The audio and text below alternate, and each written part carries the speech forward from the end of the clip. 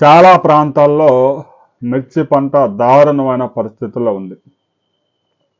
మనం గతంలోనే ఒక వీడియో చేసుకున్నాం. గద్వాల జిల్లా, జోగులాంబ గద్వాల జిల్లాలో వర్షాలు అధికం కావడం వల్ల ముందస్తుగా వేసిన మిర్చి పంట పూర్తిగా పోయింది. వేలాది ఎకరాల్లో రైతులు గద్వాల జిల్లాలో మిర్చి పంటను దున్నివేస్తూ ఉన్నారు. ఎందుకంటే ఆ పంట కోలుకునే పరిస్థితి లేదు. అధిక వర్షాల కారణంగా దెబ్బతిన్నది. అధిక వర్షాల కారణంగా ట్రిప్స్, తామర ఎక్కువ కావడం, ముడత, నల్ల తామర, వైరస్ ఇవన్నీ ఎక్కువైపోయి ఎన్ని మందులు కొట్టినా, పిచికారి చేసినా కూడా పంట కోలుకునే పరిస్థితి లేకపోవడంతో రైతులు దాన్ని దున్నేస్తా ఉన్నారు. ఇక తాజాగా అనంతపురం జిల్లా విడపనగల్ మండలంలో కూడా ఇదే పరిస్థితి కొనసాగుతోంది. గుంటూరు జిల్లాలో కూడా చాలా ప్రాంతాల్లో వైరస్ తీవ్రంగా అటాక్ చేసింది. ఇక పంట సాగుకి మరో 10 రోజుల్లో ఈ సీజన్ ముగిసిపోయింది. మిర్చి నాటడం కార్యక్రమం అంతా ఇంక అక్టోబర్ లాస్ట్, ఇంకొక వారం 10 రోజుల వరకు, లాస్ట్ లేటుగా వేసేవాళ్ళు వారం 10 రోజుల వరకు ఆ మొక్కలు నాటే కార్యక్రమం చేస్తారు. ముందస్తుగా మిర్చి వేసిన పంట పరిస్థితి ఏమాత్రం బాగాలేదు.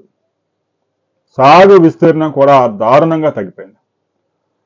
2023-24లో ఆంధ్రప్రదేశ్లో 5,90,000 ఎకరాల్లో మిర్చి సాగు చేస్తే 24-25 వచ్చేసరికి అది 4,50,000 ఎకరాలకు పడిపోయింది.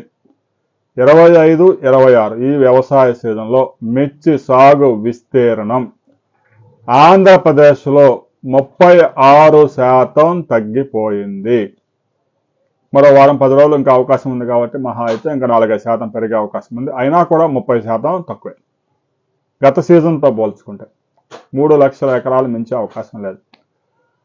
తెలంగాణలో ఈ పరిస్థితి ఇంకా దారుణంగా ఉంది. తెలంగాణలో 23-24లో 2,80,000 ఎకరాల్లో మిర్చి సాగు చేశారు. 24-25లో 1,80,000 నుంచి 1,90,000కి పడిపోయింది. ఇక ఈ సీజన్లో ప్రస్తుతానికి రాష్ట్రం మొత్తం కలిపినా కూడా 94,000 ఎకరాల్లో మాత్రమే మిర్చి సాగు అయింది. ఇంకా 10 రోజుల సమయం ఉంది కాబట్టి 1,00,000 ఎకరాలు దాటే అవకాశం ఉంది. తెలంగాణలోనే 46% మిర్చి సాగు తగ్గిపోయింది. అనేక కారణాలు. ధరలు దారుణంగా పతనం కావటం, ఎకరా మిర్చి సాగు చేస్తే 2 లక్షల నుంచి 3 లక్షల దాకా ఖర్చు వస్తూ ఉంది. కూలీ రేట్లు విపరీతంగా పెరిగిపోయినాయి. 400-500కి వెళ్ళిపోయింది. ఇక పురుగు మందుల ధరలు చుక్కల్లో ఉన్నాయి. తామర, ఈ నల్ల తామర, వైరస్లు, ముడతలు ఇవి అదుపు కావడం లేదు. మిర్చి సాగులో ప్రతిరోజు పురుగు మందు పిచికారి చేయాల్సిన పరిస్థితికి దిగజారింది. ఇక మిర్చి సాగు ఏమాత్రం క్షేమకరం కాదు. ప్రస్తుతం 14,000, 15,000, 13,000 ధర పలుకుతున్నా కూడా రైతులు మిర్చి సాగు చేయడానికి ఆసక్తి చూపడం లేదు. ఇక చైనాలో, పాకిస్తాన్లో మిర్చి పంట కూడా పెద్ద ఎత్తున పండిస్తూ ఉన్నారు. చైనా వాడైతే సింగిల్ హార్వెస్ట్ మిర్చిని తీసుకొచ్చాడు.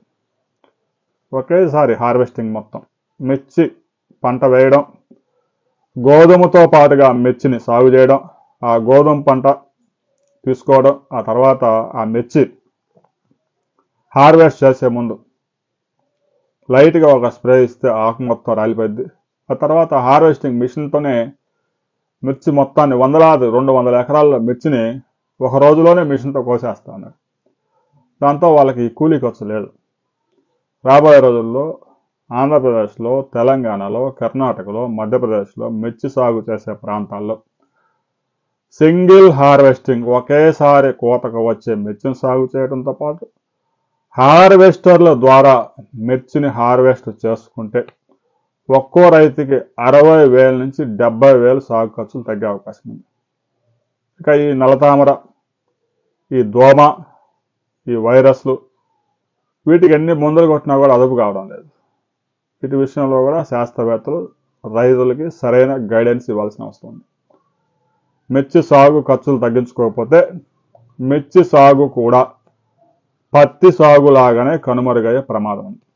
చాలామంది రైతులు ఇంకా ఈ మిర్చిలో పెట్టుబడులు పెట్టలేక మొక్కజొన్న సాగు చేసుకుంటూ ఉన్నారు. అదైతే కేంద్ర ప్రభుత్వం మద్దతు ధర కొనుగోలు చేస్తుంది. మొక్కజొన్న కోళ్ల ఫారాలకి పెద్ద ఎత్తున దానాగా వెళ్లడంతో పాటు ఇటీవల కాలంలో మొక్కజొన్న నుంచి బీర్లు బాగా తయారు చేస్తూ ఉన్నారు. బయోడీజిల్ కూడా ఉత్పత్తి అవుతా ఉంది. దానికి మంచి డిమాండ్ ఉంది. ధర కూడా గిట్టుబాటుగా ఉంది. ఎకరాకి 35 నుంచి 40 క్వింటాల దిగుబడి కూడా వస్తూ ఉంది. రైతు సోదరులు ఇక మిర్చిలో నష్టాలు భరించే స్థితిలో లేరు. పత్తి సాగు ఎలాగైతే సగం విస్తీర్ణం పడిపోయిందో అలాగే మిర్చి సాగు కూడా సగానికి సగం పడిపోయే అవకాశం ఉంది. ఇప్పటికే 40% తగ్గింది.